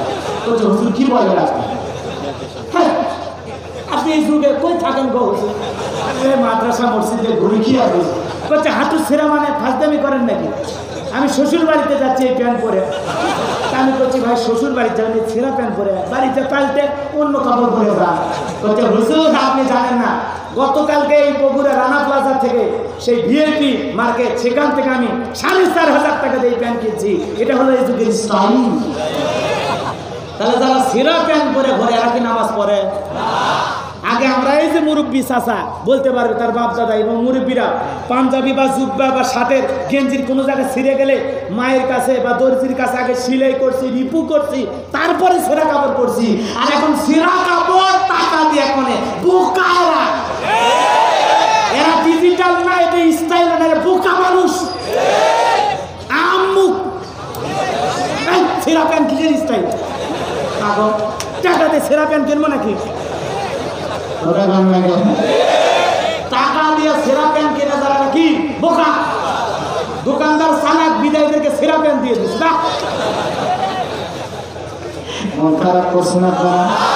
রাগ করেন না, গাজীপুরের তরুণ যুবক ভাইরা। তাহলে হযরত ওমর ফারুকের সন্তান তার সেরা জামা থাকার কারণে মক্তবে যাইতে চায় না। খলিফাতুল মুসলিমিন আমিরুল মুমিনিন চিন্তা করলেন, বিবির কথা শুনে কি করা যায়, কি করা যায়? আমার কাছে তো টাকা পয়সা নাই, তাহলে রাষ্ট্রের একজন খলিফা হওয়ার কাছে, খলিফা হওয়ার পরে তার কাছে কোনো টাকা পয়সা থাকে? সব আছে বাইতুল মালের অর্থমন্ত্রী আসলামের কাছে। এইবার ওমর ফারুক একখানা পত্র লিখলেন আসলামের কাছে, আসলাম গো, আমার ছেলে আব্দুল্লাহ ছেঁড়া জামা আছে, ও মক্তবে পড়তে যেতে চাচ্ছে না, নতুন একটা জামার ব্যবস্থা করবো। আমার মাসের বেতন তো পাইতে অনেক দেরি হবে, যদি একটু বাইতুল মাল থেকে আমাকে একটু সহযোগিতা করতেন, বেতন পাওয়ার পরে আমি বাইতুল মালের ঋণটা পরিশোধ করতাম। সুবহানাল্লাহ বলেন না? রাষ্ট্রের এত বড় নেতা হওয়ার পরে কি সুন্দর ভাষায় চিঠি লিখলেন, আবেদন করলেন। এইবার অর্থমন্ত্রী আসলাম, সঙ্গে সঙ্গে চিঠিখানা ফেরত পাঠায় দিলেন, আর সঙ্গে সঙ্গে লিখে দিলেন, আপনি চিঠি লিখেছেন ঠিক আছে, কিন্তু চিঠির ভিতরে কোনো ডেট দেওয়া নাই, তারিখ দেওয়া নাই, বিদায় আপনি কতদিন থেকে কতদিন পর্যন্ত ঋণটা রাখবেন এই তারিখটা লেখা নাই। তারিখ লিখে আবার চিঠি লেখেন, আবেদন করেন। কথাটা বোঝা গেছে? এইবার নতুন করে আবার চিঠি লিখলেন, চিঠির ভিতরে তারিখ দিয়ে দিলেন। বাজান গো আমার, এইবার চিঠি পাওয়ার পরে পরবর্তীতে আসলাম, আবার এই চিঠিটা ফেরত পাঠায় দিলেন। পত্রখানা ফেরত পাঠায় বলে, ও খলিফা, আপনি যে আগামী 1 মাস পর্যন্ত বাঁচবেন, বেতন পাওয়ার পরে দেবেন, বেতন পাওয়ার মতো এখনো তো আপনার মাস শেষ হয় নাই, আপনি যে এই মাসের এই কয়দিন হায়াত পাবেন তার কি কোনো গ্যারান্টি আছে? বিদায় আপনি যে ঋণটা নেবেন, আপনি যদি ঋণ নিয়ে মারা যান, ঋণটা পরিশোধ করবে কি? সুবহানাল্লাহ বলেন না? রাষ্ট্রের খলিফা আমিরুল মুমিনিন হযরত ওমরের চিঠি 2 বার ফেরত পাঠাইছে। এখন একটা মেম্বারের কাগজ যদি চেয়ারম্যান ফেরায় দেয়, বা একটা চেয়ারম্যানের কাগজ যদি কেউ ফেরায় দেওয়ার খবর আছে না? এবার বুকের পাটা কত বড়, এই ডাক দে তো, আমার আবেদন ফেরত পাঠায়। কথা বলুন, এরকম গরম আমাদের আছে না? বাগান আমার গভীর মনোযোগ দিয়ে শুনবেন যে কথা বলতে চাচ্ছিলাম। এইবার হাজার হাজার মানুষের খাজনা পরিশোধ করে মনে আছে না? ওই গরিব মানুষগুলো যায় আর বলে, আমারে রাজ্যের বাদশা যদি ওই ব্যক্তি না হয়ে ওই গোরস্থানের ছেলেটা আমাদের বাদশা হইতো, না জানি আমাদের কপাল খুলে যাইতো। আসলে বোকা জনগণ বোঝে নাই যে কি কায়দায় সে মানে গেমটা খেলেছে, বোঝে নাই। এইবার সমস্ত মানুষ চলে যায় আর ওই কাবুস নামের ফিরাউনের প্রশংসা করে, কিন্তু আগে যে ঘুষ দিয়েছে এটাও জনগণের মনে নাই। জায়গা মতো কিন্তু মারতেছে, কথাকে বোঝেন না? এজন্য আমাদের সমাজে প্রচারিত আছে বাজান আমার, দেখবেন পোস্টারে লেখা থাকে গরিবের বন্ধু, অমুক ভাই তুই নয়, এলাকাবাসীর উন্নয়ন, নানান কথা লেখা থাকে। এমনকি বিভিন্ন এলাকায় ফুটবল দেয়, টাকা দেয়, বিভিন্ন কিছু দেয়, দিয়ে বুঝাই যে আমি পাশে আছি। পাস করার পরে 5 বছর আর এলাকায় খুঁজে পাওয়া যায় না।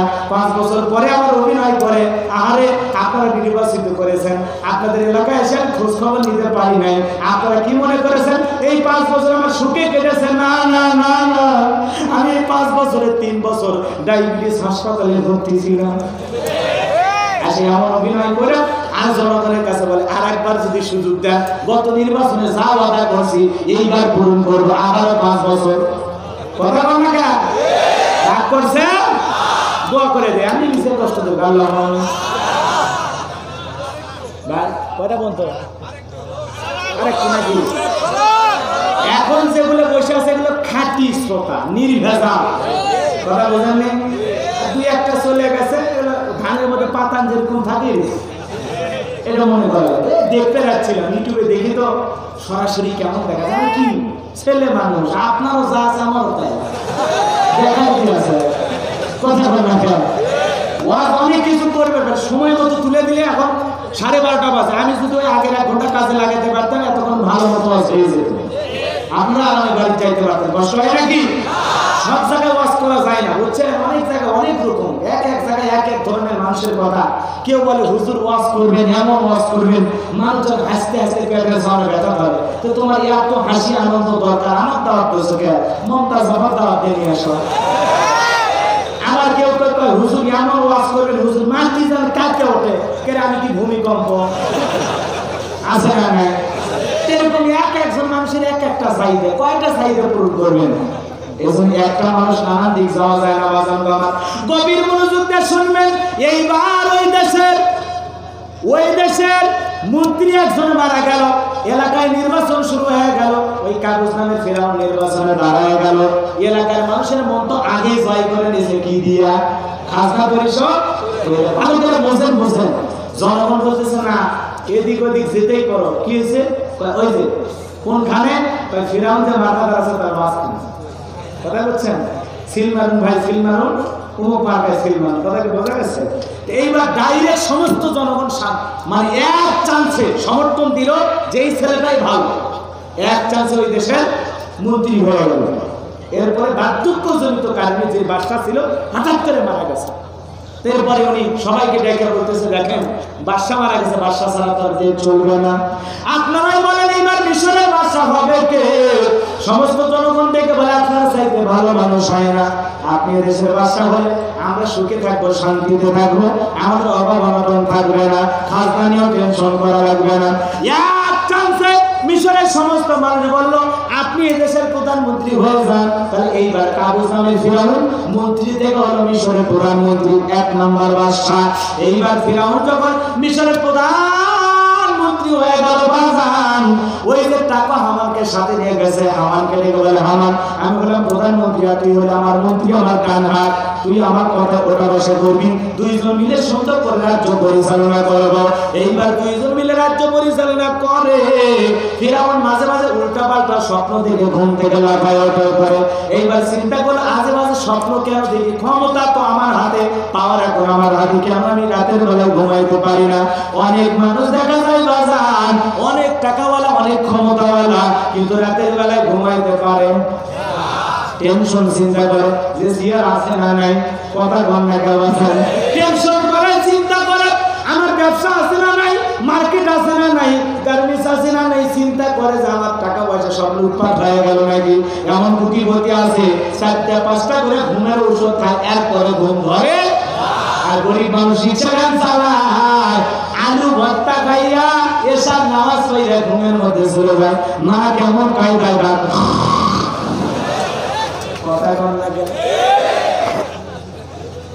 এমন কায়দায় না কেমন হয় টেরাকের ইঞ্জিন খেয়ে কথা ভালো লাগে। তার মানে গরিব মানুষকে আল্লাহ 2টা জিনিস ভালো দিয়েছে। কয়টা? একটা হলো ঘুম, আর একটা হলো খাওয়ার রুচি। এরা ইট মাথার তলে দিয়েও ঘুমায়, কথা বল, মাথার তলে ইট দিয়ে ফুটপাতে কত এতিম অসহায় শিশুরা ঘুমায় না? কে দিছে ঘুম? ট্রেন যাচ্ছে, ওই ধাপে ট্রেন যাচ্ছে, টক টক টক টক টক, তাও আর ঘুম ভাঙে না। কি কায়দায় ঘুমায়? আর বড় লোক মুসাফির কামড় কি সিসি ক্যামেরা থেকে কেউ ঢুকছে না, কথাটা ঠিক না? রাগ করেছেন মনে হয়। এবার গভীর মনোযোগ দিয়ে শুনে যান। এজন্য গরিবের ঘুমটা আল্লাহ বেশি দিয়েছে। ঘুম কার নিয়ামত? সূরা নাবাল ভিতরে কে বলছে? কে? ঘুম আল্লাহ দেয়া নিয়ামত। বাজারগুলো আমার আরেকটা হলো গরিবের রুচি ভালো, খাওয়ার রুচি বড় লোকের যেটা নাই। বড় লোক টাকা পয়সা অনেক দিচ্ছে, কিন্তু খাওয়ার রুচি নাই। আপেল না, আঙ্গুর না, বেদনা না, খাসির কুসুরে বাবা চরম বেশি, গরু আরে চলবে না, ডাক্তার নিষেধ করছে। মিষ্টি বলে পাবা, দই আরে না, বিরিয়ানি না। গরিব শুনে না না করে, আমার দিয়ে দেয়, আপনি দিয়ে দেয়, খাওয়ার বলে রুচি না। কথা বলুন, বড় লোকের কিনার টাকা আল্লাহ দিয়েছে, রুচি কেড়ে নিয়েছে। আর গরিবের কিনার টাকা নাই, কিন্তু আল্লাহ রুচি দিয়েছে। ও ভাতটা দিয়েছে পরিমাণে ভাত খায়, বড় লোক খাসির গোস্ত দিয়ে ওই পরিমাণে খাইতে পারে না। এই রুচি কে দিয়েছে? এবার গভীর মনোযোগ দিয়ে শুনে যান। ফেরাউনের চোখে ঘুম নাই, রাতের বেলায় ঘুম ভেঙে যায়। ওনার রাজ দরবারে ছিল 400 জ্যোতিষী। কত? 400 জ্যোতিষী, গণক ঠাকুর যারা জ্যোতিষী, এদের লিডার নাম হলো দবিরা। বয়স হলো 320 বছর। দবিরাকে ডেকে বলে, দবিরা রাতের বেলায় ঘুমাইতে পারি না, আজে বাজে স্বপ্ন দেখে লাফায় উঠি, কারণটা কি? স্বপ্নের ব্যাখ্যা বলো। এইবার দবিরা গবেষণা করে বলে, নেতা একটু সময় লাগবে, আপনার ব্যাপারে তো চিন্তা ভাবনা করে কথা বলতে হবে। এইবার কয়েকদিন চিন্তা ভাবনা করে বলে, নেতা যদি আপনি আঙ্গুর ফুলে করা গাছ ছিলেন, তরমুজের ক্ষেত্রে লেবার, সেখান থেকে বরস্থানে দাঁড়ান, এরপর মিশরের মন্ত্রী, তারপরে বর্তমান রানীর প্রধানমন্ত্রী। যদি আপনি আঙ্গুর ফুলে করা গাছ, কিন্তু আপনার ভবিষ্যৎ জীবন বড় অন্ধকার। কারণ আগামী 3 মাসের মধ্যে বনি ইসরায়েল সম্প্রদায়ের মধ্যে মুসা নামের একটা ছেলে জন্মগ্রহণ করবে। ওই মুসার কারণে আপনার রাজত্ব থাকবে না, থাকবে না, এমনকি নেতা আপনার জীবনটাও থাকবে না। এমন কথা শোনার পর ফিরাউনের মাথা ঠান্ডা না গরম? আরো জোরে কম। খালি কি গরম? এত কাঠ খড় পোড়াইয়া ছিলাম কই, আসলাম কই, বর্তমানে আমার কোন অবস্থান। আর একটা মুসা নামের ছেলে, পিঠে একটা ছেলে জন্মগ্রহণ করবে, ওর কারণে রাজত্ব থাকবে না, ক্ষমতা থাকবে না, চেয়ার থাকবে না, আমার জীবন থাকবে না, মারা যায় না। কি করা যায়? এটা তো আমার একটা বুদ্ধি বের কর। আমার দিকে বলা না, টেনশন নেবেন না, মাইট ইজ রাইট, জোর যার মূল্য তার, ক্ষমতা এখন আমাদের হাতে, আমরা এখন যা বলবো সমাজে রাষ্ট্র তাই হবে। বলে কি করতে চাস? বলে যত ছেলে সন্তান জন্মগ্রহণ করবে সবাইকে জবাই করে করে দুনিয়া থেকে বিদায় করে দেব, তাহলে আপনার প্রতিদ্বন্দ্বী মুসা দুনিয়াতে আসতে পারবে না। ফেরাউন ডেকে বলে, আটা হামান, আসলে তোর মাথায় বুদ্ধি আছে, তোর মাথায় তার থাকলে কি হবে, তোর মাথায় সুর না থাকলে কি হবে? সাদে মান্নাই বাম পারলো, তোর মাথাটা আসলে বুদ্ধি দিয়ে ভরা আছে, বুদ্ধির ঠেলায় তোর মাথায় কোনো সুর নাই। কোথায় মান্নাই গেলা যায়? শয়তানি বুদ্ধি আছে তোর মাথায়, ভালো বুদ্ধি দিয়েছি, তবে ভালো কথা ভালো কথা, ছেলেগুলোকে মারবি কারণ ছেলেদের মধ্যে আমার শত্রু আছে, আর মেয়েদেরকে মারবি না কারণ মেয়েদের মধ্যে আমার কোনো শত্রু নাই। তার মানে চোর হলে মানুষ ভালো, মোবাইল নিয়ে গেল, সিম খুলে দিয়ে গেল, কথা কোন ঠিক না? তার মানে ছেলেদেরকে মারবি, মেয়েদেরকে মারবি না, মারবি না। এইবার সন্তান হত্যা করা শুরু হয়ে গেল। বাজার গো আমার সন্তান জন্ম নিলেই তাকে হত্যা করে, জন্ম নিলেই হত্যা করে। এইবার 3 মাসের মধ্যে হাজার হাজার বনি ইসরাইল মায়ের বুক খালি কইরা সন্তান হত্যা করলো। তাহলে সন্তান হত্যা করার পিছনে কারণ হলো কি? ক্ষমতা টিকে থাকা লাগবে, আমার জীবন টিকে থাকা লাগবে। যে ছেলেগুলো আসবে দুনিয়াতে, এদের কি কোনো অপরাধ আছে? অপরাধ একটাই, এদের মধ্যে সন্দেহ হচ্ছে মুসা কেউ না কেউ, মুসা কেউ না কেউ মার মার মার। এক মুসা মারবার যা হাজার হাজার সন্তান হত্যা করছে। আজকেও পৃথিবীতে যারা মুসলমান মারে, এই যে বসনিয়া, সিসনিয়া, রোহিঙ্গা, আফগানিস্তান, এই যে পাশের মায়ানমারে মুসলমান মায়ের 10 লাখ মুসলমান আমাদের দেশে পাঠাইছে। আর এই বাংলাদেশের মুসলমানের কত কলিজা, কত বড় কলিজা, যা আমরা এদেশে লক্ষ লক্ষ রোহিঙ্গার মুসলমানকে থাকতে দিলাম, আর ওরা এদেশে আবার ব্যবসা শুরু করছে। চাচা কথা ঠিক আছে? আমরা ভালোবেসে থাকতে দিলাম, এদেশে থাকবা, দোয়া করবা। আমরা যখন আসলো রোহিঙ্গার মুসলমানেরা, আমি নিজে পর্যন্ত বগুড়ার আমরা অনেকগুলো ওলামা ইকরাম নিয়ে যায়, কয়েক লক্ষ টাকা তাদেরকে দিয়ে আসছি। কথা কি বোঝেন নাই? আজকে তারা পাসপোর্ট করে বিদেশ যাওয়া ষড়যন্ত্র করে, হত্যা করে, চুরি করে, ডাকাতি করে, তারপরে ইয়াবার ব্যবসা শুরু করে রাতে রাতে বড়লোক হয়ে যাচ্ছে। কথা বলে, কারণ মায়ানমার থেকে তো এগুলো জিনিস আমাদের দেশে বেশি বেশি আসছে। কথা বলা যায়, আবার ওই দেশের মানুষকে আমরা দিলাম, তার মানে ভালোবেসে আমরা থাকতে দিলাম। কথায় আছে বাজান, খাইতে দিলে বসতে চায়, বসতে দিলে শুইতে চায়। এখন ওরা আমার এই যে থাকা খাওয়ার ব্যবস্থা করার কারণে ওরা এখন মাথার উপরে চড়ছে। কোন দিন না জানি মাথা মুটকে আমাদের কাল্লা ঘোরাই দেয়। এই জন্য এদের ওই দেশে ফিরে যাওয়ার একটা ব্যবস্থা করা দরকার। এরা মনে করছে যে এই দেশে আমরা পেয়ে গেছি রাজত্ব, ক্ষমতা, এজন্য খুব ভয়ঙ্কর অবস্থার মধ্যে আমরা দিন পার করতেছি। কথা বাজার এই বাজার রাখছেন কইলেন না, কথায় কথা বেড়া যায়, কত কথা মনে পড়ে বাজান, কয়টা বলবার কয়টা বলবো না, রাখছেন কইলেন না। তাহলে সন্তানগুলো মারার উদ্দেশ্য হলো এদের মধ্যে কেউ না কেউ মুসা। আজকে সন্দেহের মানুষ মারে না। ওই যে ছেলেদের বন্দর ফাঁড়িতে রাত 10টার ভিতরে ওই যে এসআই আকবর মারলো, এসআই আকবর এলাকার একটা ছেলে মারলো না, ছেলেটার নাম কি? রায়হান। রায়হান ছেলেটাকে 10 অক্টোবর রাতের আধারে, আজকে তার স্ত্রীর কোলে 2 মাসের দুধের শিশু, চোখের পানি ছেড়ে দিয়ে তার মা রাজপথে প্রধানমন্ত্রীর কাছে বিচার চাচ্ছে।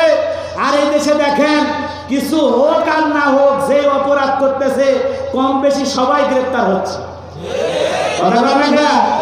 বিচার দেরিতে হোক আর না হোক, সেই চিন্তা পরে কার হিসাব, গ্রেফতার হচ্ছে তো।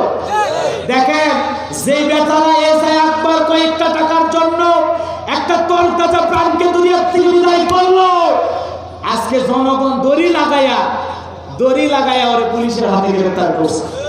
দড়ি লাগায় জনগণ ধইরা দিছে। কথা কর, বেটা তুমি কানে মারার জন্য ভাত পাতো, কানে মারার জন্য পুরো খরো, কয়েক হাজার টাকার জন্য একটা ছেলের হত্যা করলে এখন তোমার 12টা বাজবে। কথা বল, ও বলতেছে আমি উপরের বিদেশে ভাইকে গেছি, ভাইকে যায় কি লাভ হলো, মানে সীমান্তবর্তী এলাকা থেকে ওরা গ্রেফতার করছে। তবে তো বোঝা গেছে আমরা চাই দৃষ্টান্তমূলক বিচার, ফাঁসি। কারণ কেড়ে নিয়েছে 2 মাসের শিশুর মুখের হাসি, আমরা চাই এই বেয়াদবের ফাঁসি। কারণ সন্তানকে দিন করেছে, আমার একজন বোনকে বিধবা করেছে, একজন মায়ের কলিজা আঘাত করে সন্তানকে কেড়ে নিয়েছে। বিদায় এই ধরনের এসআইদের যদি ভালো মতো শাস্তি দেওয়া হয়, অন্য অন্য থানার এসআই গুলো ঘুষ খাওয়া দূরের কথা, জনগণ পিটানো দূরের কথা, ভালো হয়ে যাবে। অপরাধ থাকলে শাস্তি দেন, কিন্তু নিরপরাধ কাউরে এরকম নির্যাতন কইরা মাইরেন না, মাইরেন না। আর মারলেও আপনি ছাড়া পাবেন না।